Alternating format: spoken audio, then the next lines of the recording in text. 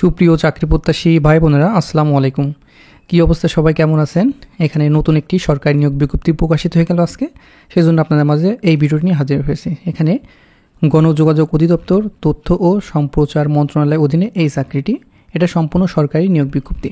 এখানে সর্বমোট 177 পদে নিয়োগ বিজ্ঞপ্তি 2025 প্রকাশিত হয়ে গেল। তো এই বিষয় নিয়ে আমি A to Z আলোচনা করব।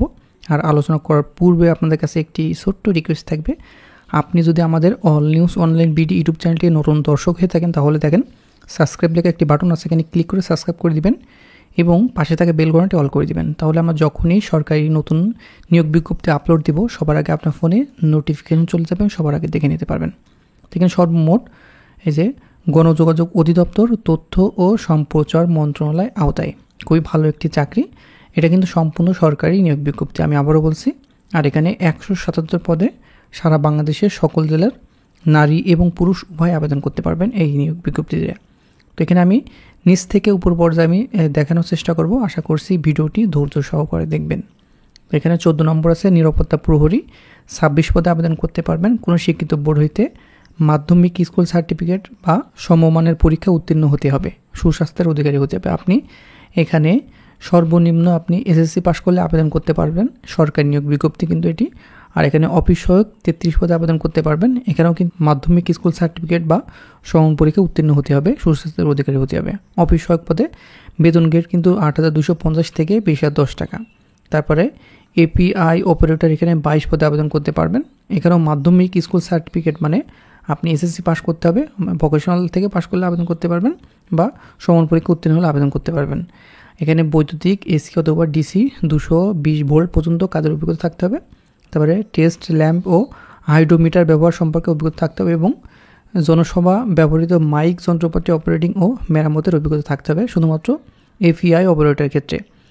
এইগুলো কিন্তু আপনারা সম্পূর্ণ সরকারি নিয়োগ বিজ্ঞপ্তি এবং এইটা কিন্তু লিখিত পরীক্ষা অনুষ্ঠিত হবে। তো আপনাদের এই পদের জন্য আমাদের ছোট্ট একটি সাজেশন তৈরি করা আছে যোগাযোগ অধিদপ্তর। এখানে চূড়ান্ত সাজেশন, একটি পিডিএফ মূল্য আপনার 100 টাকা। বাংলা, ইংরেজি, গণিত এবং সাধারণ জ্ঞানের জন্য খুবই কার্যকরী।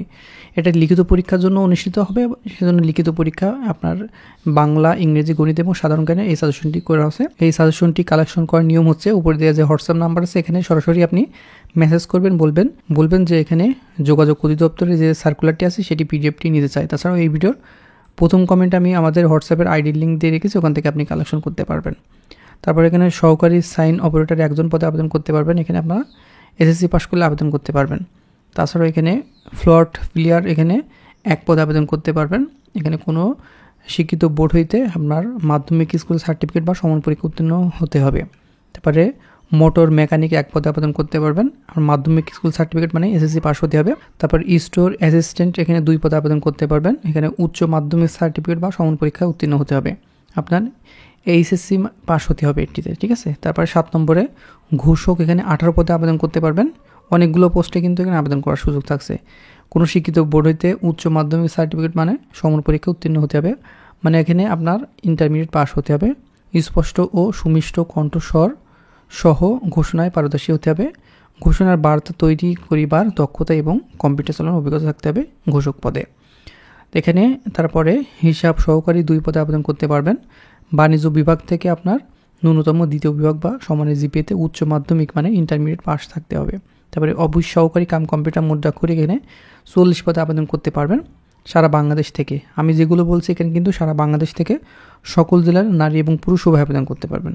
এটি কিন্তু উচ্চ মাধ্যমিক মানে ইন্টারমিডিয়েট পাস থাকতে হবে এবং বাংলা ও ইংরেজি টাইপে 20 এবং 20 গতি থাকতে হবে। তারপর নিবে ড্রাইভার, এখানে 22 পদে, খুবই ভালো একটি চাকরি, 15তম গ্রেড কিন্তু ড্রাইভার হলেও দেখেন 15তম বেতন স্কেলের চাকরি, 9,700 থেকে 23,490 টাকা বেতনের চাকরি, খুবই ভালো।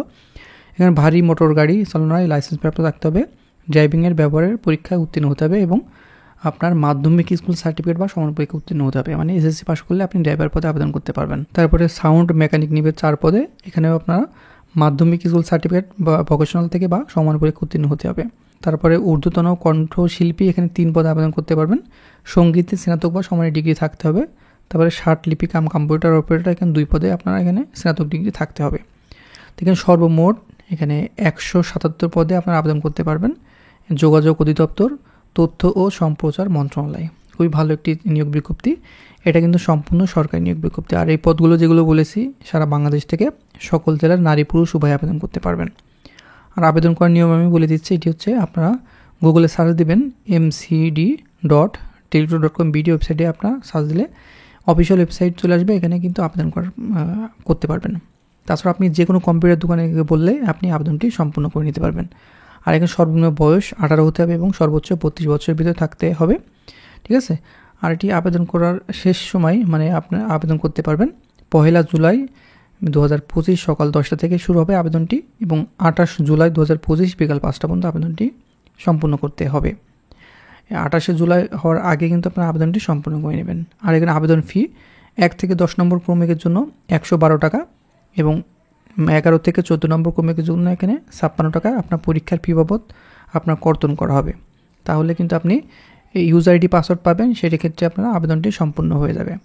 তো বন্ধুরা, আমি আলোচনা করলাম এখানে গণযোগাযোগ অধিদপ্তর, তথ্য ও সম্প্রচার মন্ত্রণালয় সম্পূর্ণ সরকারি নিয়োগ বিজ্ঞপ্তি, মোট 177 পদে নতুন সার্কুলার বিষয়ে।